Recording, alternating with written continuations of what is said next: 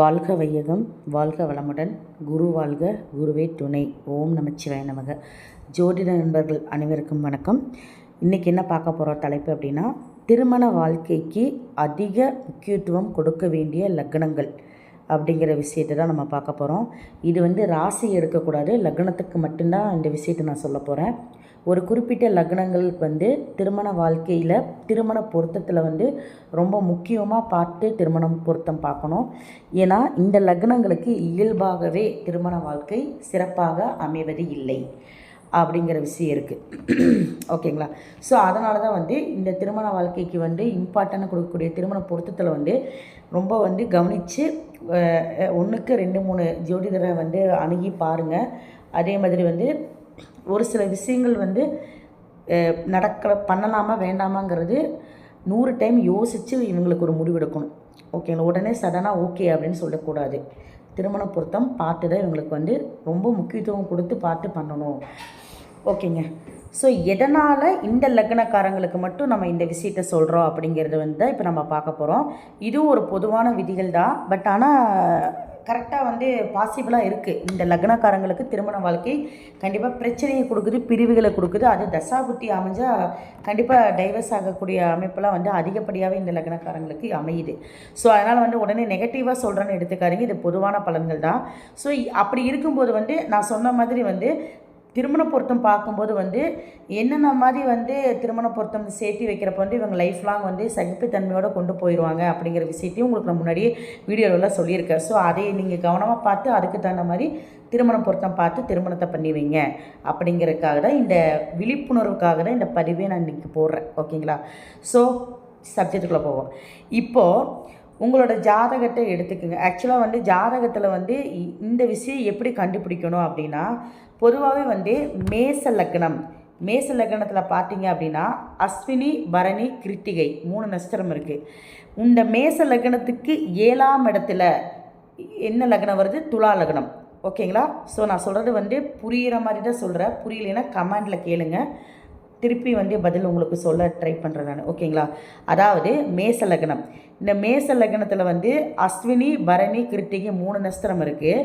அதுக்கு 7ஆம் இடத்துல துலா லக்னம். அந்த துலா லக்ன அதிபதியார் சுக்கிரன். ஸோ அந்த சுக்கிரன் இந்த மேசத்தில், அந்த சுக்கிரனோட நட்சத்திரம் மேசத்தில் இருக்கிறனால இவங்களுக்கு அந்த பிரச்சனை வராது. அதாவது திருமண வாழ்க்கைக்கு இந்த லக்னக்காரங்களுக்கு முக்கியத்துவம் கொடுக்க வேண்டிய அவசியம் இல்லை அப்படின்னு எடுத்துக்கலாம். ஓகேங்களா? அடுத்தது செகண்டு ரிஷபம், ரிஷப லக்னம். ரிஷப லக்னத்தில் என்னென்ன நட்சத்திரம் இருக்குதுன்னு பாருங்கள். கிருத்திகை, ரோகிணி, மிருகசீரிடம். ஸோ இந்த நட்சத்திரமெல்லாம் இருக்குது. அப்போ இந்த ரிஷபத்துக்கு 7ஆம் அதிபதி யார்? 7ஆம் லக்னமாக எது வரும்? விருச்சிக லக்னம் வரும். அப்போ அந்த விருச்சிக லக்னத்து அதிபதி யார்? செவ்வாய். அப்போது இந்த ரிஷபத்தில் செவ்வாயோட நட்சத்திரம் இருக்கான்னு பாருங்கள். சிம்பிள் மேட்ரு தான். உங்கள் லக்னம், அதாவது எந்த லக்னமோ அந்த மேச லக்னம், அந்த மேச லக்னத்துக்கு 7ஆம் அதிபதி என்ன அதிபதியோ அந்த அதிபதியோட நட்சத்திரம் மேசத்தில் இருக்கணும். இவ்வளோதாங்க மேட்ரு. ஏன்னா அவங்க லக்னத்தில் 7ஆம் அதிபதியோட நட்சத்திரம் இருந்துச்சு அப்படின்னா கண்டிப்பாக அவங்களுக்குள்ளே அந்யோன்யம் மேக்ஸிமம் ஒரு 50% தன்னுடைய வாழ்க்கை துணையோட மனநிலையை புரிஞ்சு கொண்டு நடக்கக்கூடியவங்களாக இருப்பாங்க இவங்க அப்படிங்கிறத நம்ம எடுத்துக்கலாம். புரிதல் தன்மை மேக்ஸிமம் இவங்ககிட்ட இருக்கும். ஏன்னா அந்த நட்சத்திரமே அந்த இடத்துல இருக்கனால ஒரு ராசியை ஒரு லக்னத்தை அவங்களோட குணநிலம் எப்படி எதை வச்சு நம்ம சொல்கிறோன்னா அதில் இருக்கிற நட்சத்திரத்தோட தன்மையை வச்சு தான் நம்ம சொல்கிறோம். ஸோ 7ஆம் அதிபதியோட நட்சத்திரம் உங்களோட லக்னத்தில் இருந்தது அப்படின்னா கண்டிப்பாக அவங்கள புரிஞ்சுக்குவீங்க அப்படிங்கிறத சிம்பிளான விஷயம். இப்போ ரிஷபத்தில் 7ஆம் அதிபதி நட்சத்திரம் இருக்கான்னு பார்ப்போம். 7ஆம் அதிபதி யார்? விருச்சிகம். விருச்சிகத்தோட அதிபதி செவ்வாய். மிருகசீரிடம் ரிஷபத்தில் இருக்குது. ஸோ இவங்களுக்கு ஒரு டிக் அடிச்சுக்கலாம்.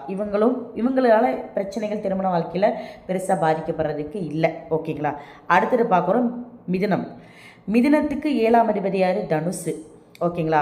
அந்த தனுஷோட நட்சத்திரம் தனுஷோட அதிபதி யார்? குரு. குருவோட நட்சத்திரம் மிதுனத்தில் இருக்கான்னு பாருங்கள். கண்டிப்பாக இருக்குது. ஏன்னா மிருகசீரிடம், திருவாதிரை, புனர்பூசம்ங்கிற குருவோட நட்சத்திரம் மிதுனத்தில் இருக்குது. ஸோ இவங்களும் அந்த 7ஆம் அதிபதியோட நட்சத்திரம் அங்கே இருக்கிறனால தன்னோட லக்னத்தில் இருக்கிறனால தனக்கு வர வாழ்க்கை துணையை புரிஞ்சுக்குவாங்க அப்படிங்கிற விஷயத்தை நீங்கள் எடுத்துக்கலாம். ஓகேங்களா? ஸோ இதெல்லாம் பொதுவான விதிகள் தான். பட் இப்படியும் ஒரு விஷயத்தில் நீங்கள் பலன்களை எடுத்துக்கலாம் அப்படிங்கிறத நம்ம எடுத்துக்கிறோம். ஓகேவா? அடுத்தது கடகம். கடகம் பார்த்தீங்க அப்படின்னா கடகத்துக்கு 7ஆம் அதிபதி யார்? மகரம். ஸோ மகரத்தோட அதிபதி சனி. சனி பகவானோட நட்சத்திரம் உங்களோட அந்த கடக லக்னத்தில் இருக்கான்னு பாருங்கள். புனர்பூசம், பூசம், ஆயில்யம். ஸோ பூசம் அப்படிங்கிற சனியோட நட்சத்திரம் இருக்கிறது. ஸோ இது பிரச்சனை இல்லை. இந்த லக்னக்காரங்களுக்கும் திருமண வாழ்க்கை பாதிக்கப்படுறதில்லை பெருசாக. ஓகேவா? அடுத்தது பார்த்தீங்க அப்படின்னா சிம்மம். சிம்மத்துக்கு 7ஆம் அதிபதி கும்பம். கும்பத்தோட அதிபதி யார்? சனி பகவான். அந்த சனி பகவானோட நட்சத்திரம் இங்கே இருக்குதா சிம்மத்தில்? இல்லை.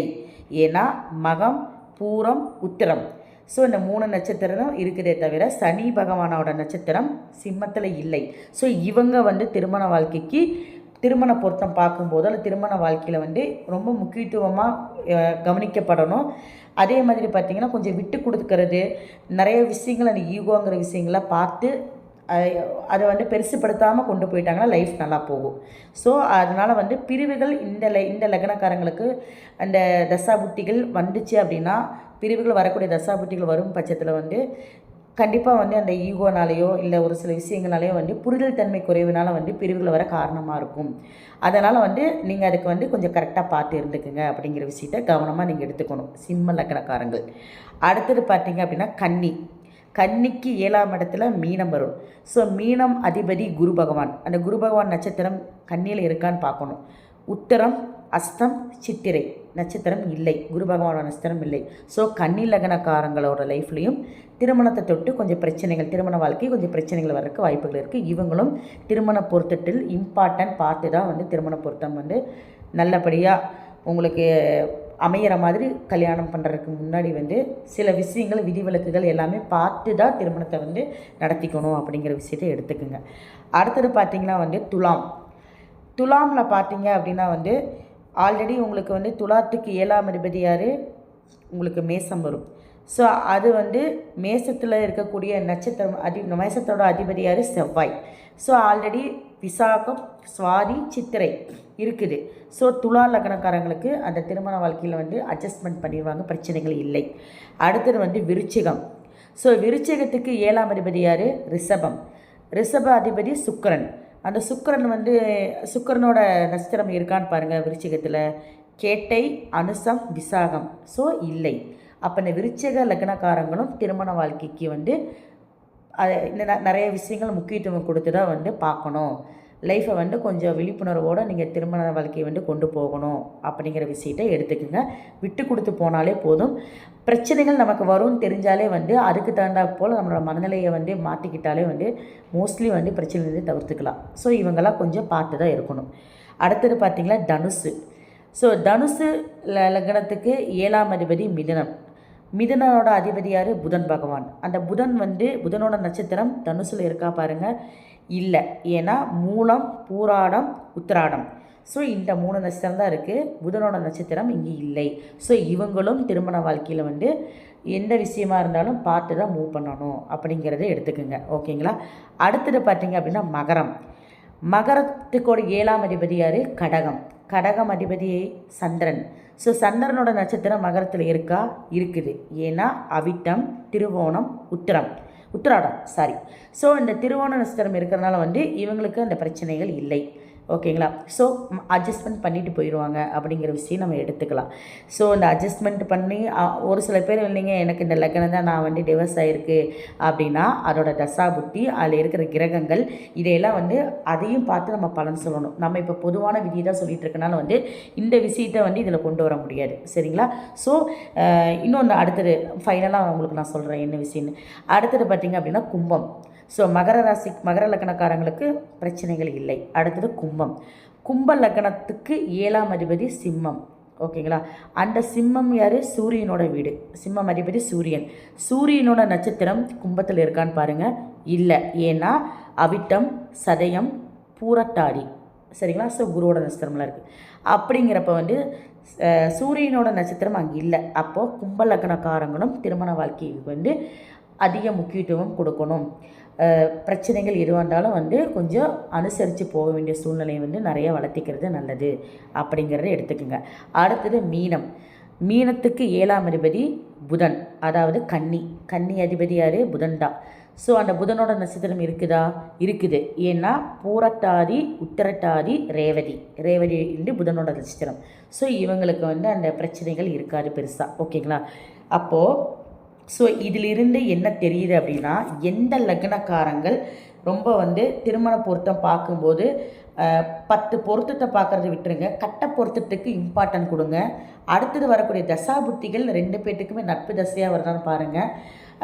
அதே மாதிரி பார்த்திங்க அப்படின்னா ராசிகள் ஒரே ராசியாக வர்றதை தாண்டி நட்சத்திரங்கள் ஒரே நட்சத்திரங்கள் வந்து வர்றது வந்து மோஸ்ட்லி அவாய்ட் பண்ணுவாங்க. ஏன்னா அந்த பொருத்தங்கள் 1, 2 வராது. பட் ஆனால் அந்த ராசி இருக்குது பார்த்திங்களா, ஒரே ராசியாக வந்து பண்ணும்போது இந்த 7.5 சனி, அஷ்டம சனி, அர்த்தாஷ்டம சனி இதில் வந்து கொஞ்சம் வந்து பிரச்சனைகள் வர்றது, உறவுகள்கிட்ட பிரச்சனைகள் வர்றதுக்குலாம் வாய்ப்புகள் இருக்குது. ஸோ அதுக்கும் முக்கியத்துவம் கொடுக்கணும். அப்போ வந்து வசீகரம் வரக்கூடிய அளவுக்கு கட்ட பொருத்தம் பார்க்கணும். நான் சொன்ன மாதிரி செவ்வாயை பார்க்குறது, செவ்வாய் சுக்கிரனை பார்க்குறது, சந்திரனை பார்க்குறது, சந்திரன் குருவை பார்க்குறது. ஸோ இந்த விஷயங்கள் எல்லாமே நீங்கள் பார்த்துட்டீங்க அப்படின்னா மோஸ்ட்லி ஓரளவுக்கு இது. அதே மாதிரி 7ஆம் அதிபதி லக்னத்தில் இருக்கிறது, லக்னாதிபதி 7ல் இருக்கிறது, 7ஆம் அதிபதி லக்னாதிபதி சாரம் வாங்குறது, லக்னாதிபதி 7ஆம் அதிபதி சாரம் வாங்குறது. ஸோ அந்த 7ஆம் அதிபதியும் லக்னாதிபதியும் தங்களுக்குள்ளே வந்து கேந்திரம் திரிகோணத்தில் இருக்கிறது. ஸோ இந்த மாதிரி பலன்கள் எல்லாமே யோசித்து இந்த லக்னக்காரங்கள், எந்த லக்னக்காரங்கள், சிம்ம லக்னம், கன்னி லக்னம், விருச்சிக லக்னம், தனுசு லக்னம், கும்ப லக்னம், இந்த 5 வகை லக்னக்காரங்க கண்டிப்பாக நான் சொன்ன இந்த விஷயத்தில் வந்து திருமண பொருத்தத்துலேயும் சரி, அந்த கட்ட பொருத்தம் பார்த்து அந்த மாதிரி என்னென்ன விஷயங்கள்லாம் நமக்கு வந்து ஃபேவரபுளாக இருக்குது, வாழ்க்கை துணையோடு வந்து சந்தோஷமாக வாழ்கிறதுக்கு என்னென்ன விஷயங்கள் நம்ம பார்க்கணும் அப்படிங்கிற எடுத்து அதுக்கு தகுந்த மாதிரி கணிச்சு நீங்கள் திருமண பொருத்தம் பார்த்து திருமணம் பண்ணினீங்க அப்படின்னா கண்டிப்பாக வந்து நல்ல ஒரு வாழ்க்கை அமையும். ஸோ நல்ல வாழ்க்கை அமையும் ஒரு பக்கம் இருந்தாலும் கூட, என்னதான் நல்ல தசாபுத்தி இருந்தாலும் கூட ஒரு சில மன ஒற்றுமை இவங்கக்கிட்ட அந்த கருத்து வேறுபாடுங்கிற விஷயங்கள் வந்துட்டு தான் இருக்கும். பட் லைஃபு கொஞ்சம் கொண்டு போயிடுவாங்க அப்படியே. அதனால் வந்து இதுக்கு முக்கியத்துவம் கொடுங்க. இந்த லக்னக்காரங்க கண்டிப்பாக திருமண பொருத்தத்துக்கும் திருமண வாழ்க்கைக்கு தனக்கு வரக்கூடிய வாழ்க்கை துணைக்கு முக்கியத்துவம் கொடுத்தா லைஃப் நல்லாயிருக்கும் அப்படிங்கிற விஷயத்தை தான் இந்த பதிவே. ஓகேங்களா? ஸோ அதனால் வந்து ஏன் மற்ற ராசி மற்ற லக்னக்காரங்களுக்கு வந்து அந்த 7ஆம் அதிபதி நட்சத்திரம் இருக்கிறனால ஒரு 50% மோஸ்ட்லி அவங்கள பற்றி புரிஞ்சுக்கிற தன்மை அவங்களுக்கு ஆல்ரெடி இருக்கும். அதனால தான் வந்து இவங்களை பற்றி நம்ம பெருசாக பேசிக்கல. பட் இந்த 5 லக்னக்காரங்க மட்டும் கண்டிப்பாக வந்து யோசித்து பலன் வந்து, அதாவது திருமண பொருத்தம் பார்க்கணும் அப்படிங்கிற விஷயத்தை மட்டும் தெளிவாக உங்கள்கிட்ட நான் சொல்கிறேன். ஓகேங்களா? ஸோ இன்னொரு விஷயத்தையும் நீங்கள் கவனிக்கணும். இந்த 5 லக்னங்கள் தங்களுக்குள்ளேயே லக்னமாக, அதாவது தனக்கு வரக்கூடிய வாழ்க்கை துணையோட லக்னம் வந்து 5 லக்னத்தில் வராமல் இருக்கிறது ரொம்ப நல்ல விஷயம். வரக்கூடாது, அதையும் நீங்கள் பார்த்துக்குங்க. ஏன்னா ஆல்ரெடி இவங்களுக்கு திருமண வாழ்க்கை பிரச்சனைகள் இருக்கும் பட்சத்தில் வந்து அதே திருமண வாழ்க்கை பிரச்சனை இருக்கக்கூடிய லக்னங்களை வந்து நம்ம சேர்க்கும்போது கண்டிப்பாக வந்து ஆட்டோமேட்டிக்காக அவங்களுக்குள்ள அந்த பிரச்சனைகள் அதிகமாகிறதுக்கு வாய்ப்புகள் இருக்குது. அப்போது இந்த சிம்மம், கன்னி, விருச்சிகம், தனுசு, கும்பம் தங்களுக்குள்ள லக்னமாக உங்களுக்கு வரக்கூடிய வாழ்க்கை துணை உங்கள் லக்னமாக இருக்கும் பட்சத்தில் தனக்கு வரக்கூடிய வாழ்க்கை துணைக்கும் இந்த லக்னங்கள் சிம்மம், கன்னி, விருச்சிகம், தனுசு, கும்பம் வராமல் இருப்பது ரொம்ப நல்ல விஷயம். ஓகேங்களா? தவிர்த்துக்கிறது ரொம்ப நல்லது. ஓகேங்களா? ஸோ இவ்வளோதான். மீண்டும் அடுத்த பகுதியில் சந்திப்போம். நன்றி, வணக்கம்.